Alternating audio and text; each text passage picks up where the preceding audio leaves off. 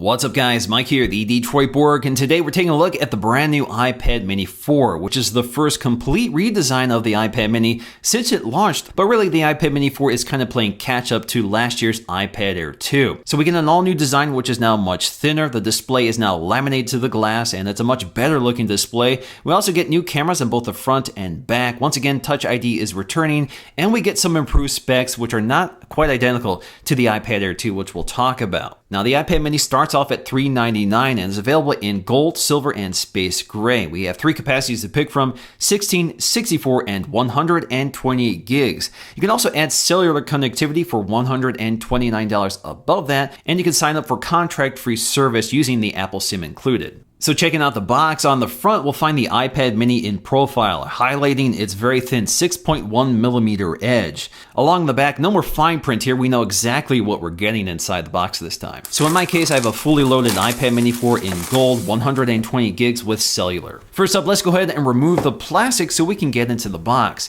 Lifting the lid, the first thing we'll see here is our iPad mini 4, which looks very familiar. As soon as we pick it up, we can see it's covered in this sort of frosted plastic, which we can peel off really easily.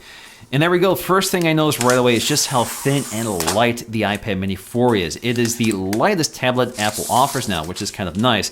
Feels really great in the hand right away, and I really like this gold color. It also feels really rigid with this nice aluminum construction.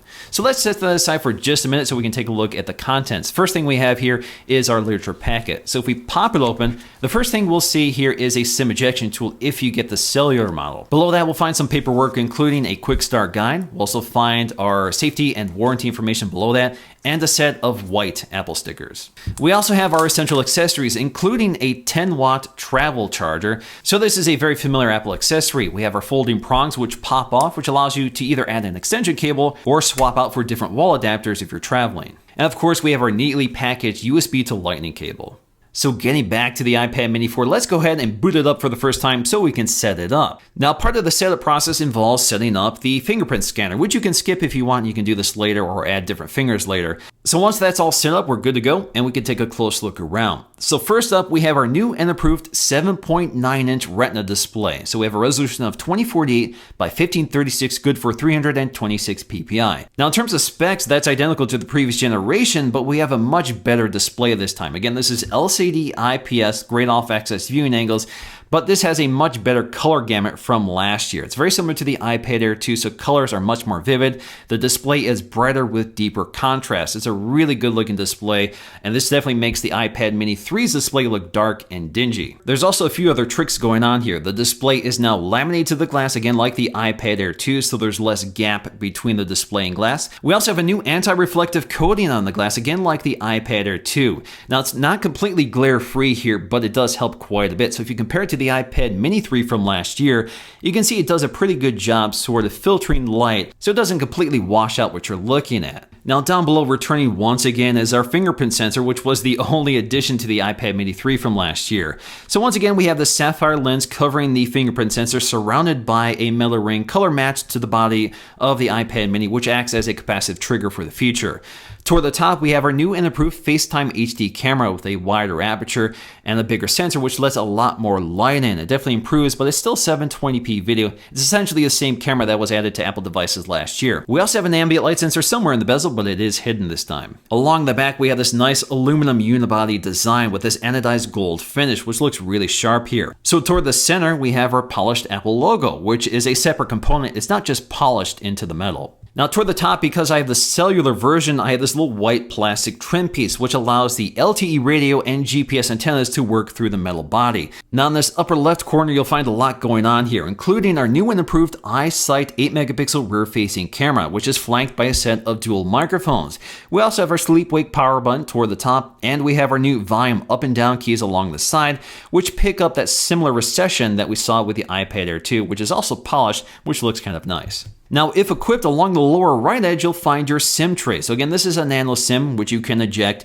and included here is an Apple SIM, which means I can sign up for whatever cellular service I want. Toward the bottom, we'll find our Lightning connector with this color-matched frame surrounding it. We also have a set of stereo speakers, picking up the design of the iPad Air 2. Also in the upper right, we'll find our headphone jack with a color-matched insert.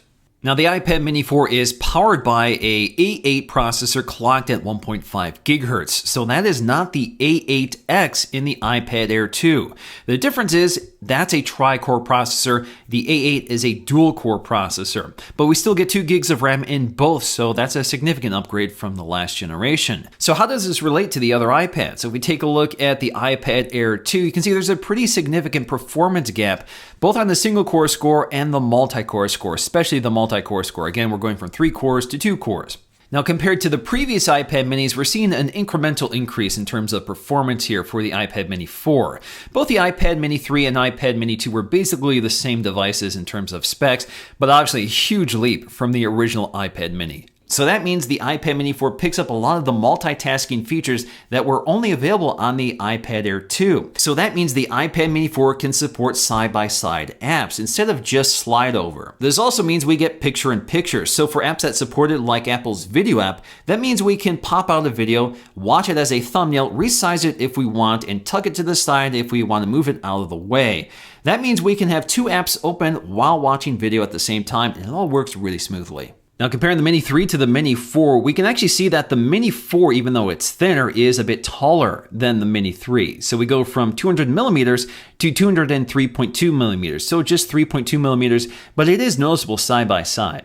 Now, in terms of width, they're basically identical, but technically the iPad mini 4 is a 1/10 of a millimeter wider than the Mini 3. Now, in terms of thinness, we go from 7.5 millimeters to 6.1 millimeters. And perhaps the biggest change here is weight. We go from 341 grams to 304 grams, which makes it a really lightweight tablet. We're also seeing a pretty big upgrade in terms of camera, so we go from 5 megapixels to 8 megapixels with an f2.4 aperture. Again, this also features autofocusing and can record in 1080p video with slow motion. And just like the iPad Air 2, the iPad mini 4 eliminates the physical switch that was available on the previous iPad minis. That is now a software feature which you can quickly access from the control center. They've also relocated the microphones from the top edge to just around the camera module. The idea here is that you are less likely to muffle them if they're in that position. Toward the bottom, we have a new speaker design, which is very similar to other Apple devices like the iPhones, the iPad Air 2s, etc.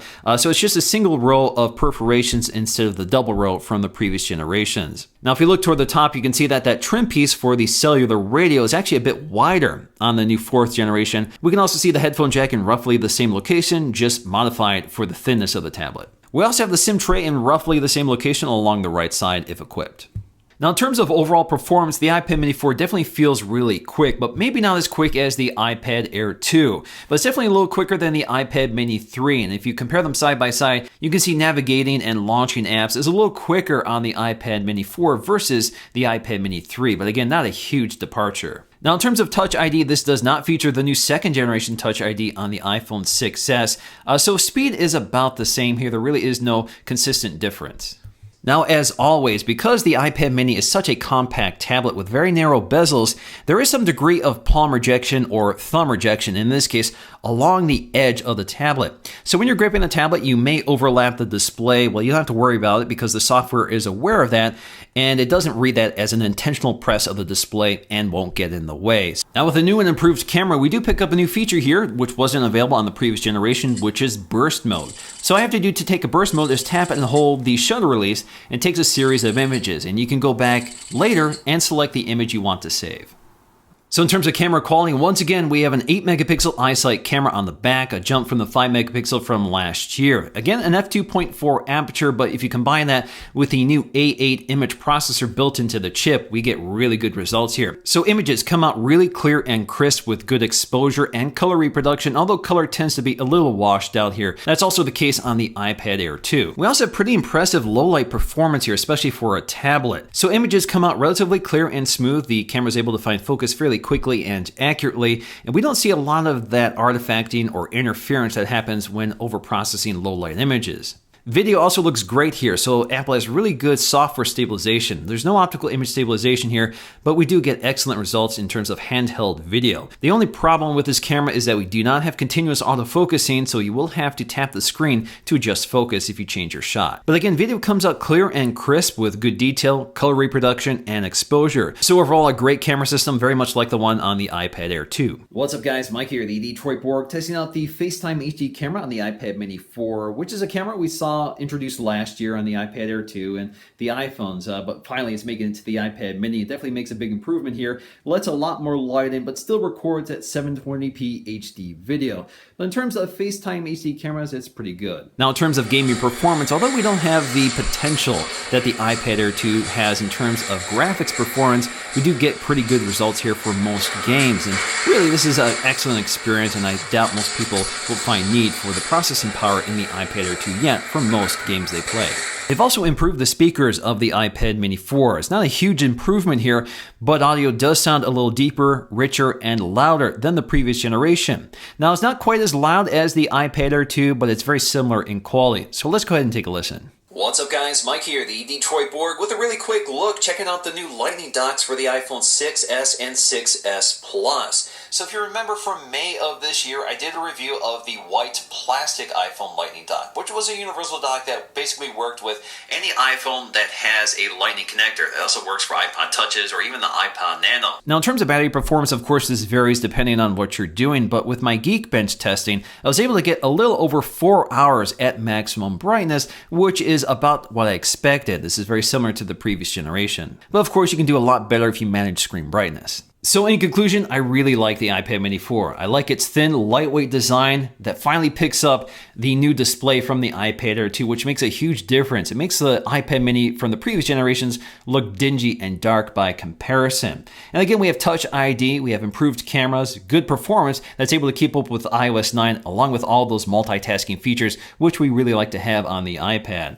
And you just can't beat the portability of the iPad mini compared to the other iPad options. It's by far the lightest, it's much more compact, which I think makes this iPad a lot more comfortable to handle over extended periods of time, especially for typing, because you can really type comfortably in portrait or landscape orientation. And with all these upgrades, it's a little harder to decide between the iPad Air 2 and the iPad mini 4 because there isn't this huge gulf in terms of their capabilities and quality. Alrighty guys, hope you enjoyed this video. If you did, please give it a thumbs up to let me know. Thanks for watching, and I'll see you again in the next video.